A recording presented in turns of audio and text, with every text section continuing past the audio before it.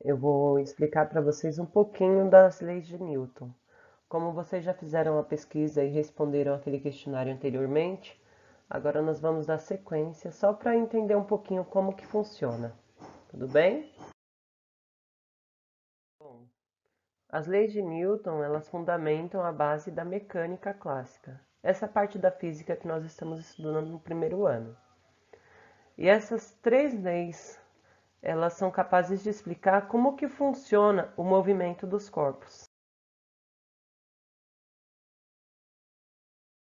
A primeira lei de Newton é a lei da inércia. Todo corpo continua em seu estado de repouso ou de movimento uniforme em linha reta, a menos que seja forçado a mudar aquele estado por forças aplicadas a ele.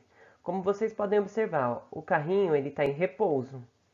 Ele só se movimentou quando o rapazinho empurrou, ou seja, se ninguém fizesse uma força sobre ele, ninguém exercesse nenhuma força, ele ia permanecer em repouso. Bom, galerinha, aqui tem um segundo exemplo para vocês, como vocês podem observar no desenho. A inércia é a tendência de continuar o movimento, seja ele de repouso ou movimento retilíneo uniforme. Aqui as pessoas estavam em repouso. Conforme o ônibus acelerou, eles tenderam a balançar. Por quê? Porque eles estavam em repouso e aí sentiram o impacto do movimento do ônibus. Bom, a segunda lei de Newton. A segunda lei de Newton, ela também é conhecida como lei da superposição de forças ou como princípio fundamental da dinâmica. O que acontece aqui? A mudança de movimento é proporcional à força imprimida e é produzida na direção de linha reta, a qual aquela força é aplicada. Ó, o carrinho estava pesado, tá vendo? A massa do carrinho e a força que o homem exerceu sobre ele ao empurrar. Quanto mais força, com mais força ele empurrar, maior a aceleração que esse carrinho vai ter. Se o carrinho estivesse vazio, ele ia mais rápido e mais longe. Como o carrinho está cheio, se ele aplicasse a mesma força que ele aplicou no carrinho vazio, o carrinho não ia tão longe por causa da massa contida no carrinho. Tudo bem?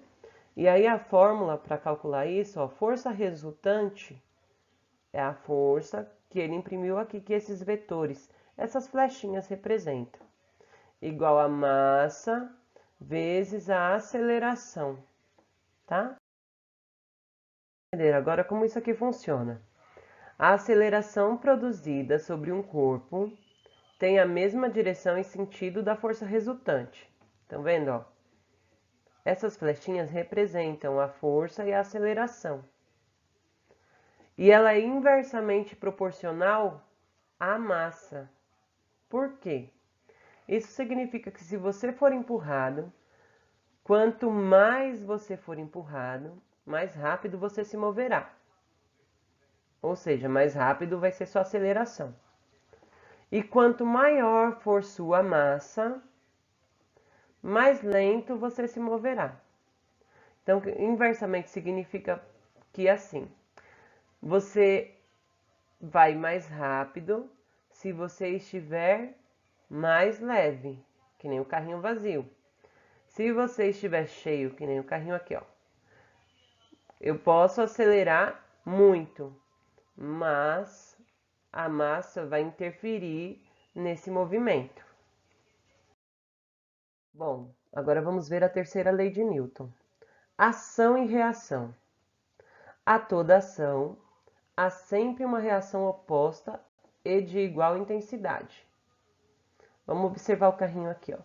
Ao mesmo tempo que ele está forçando para empurrar o carrinho também exerce uma força contrária à força que ele está imprimindo para esse carrinho se movimentar.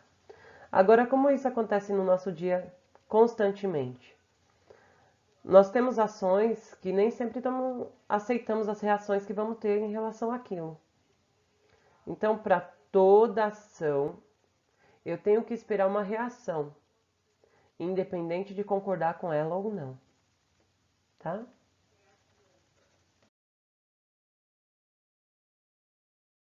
Dessas explicações, espero que vocês tenham compreendido.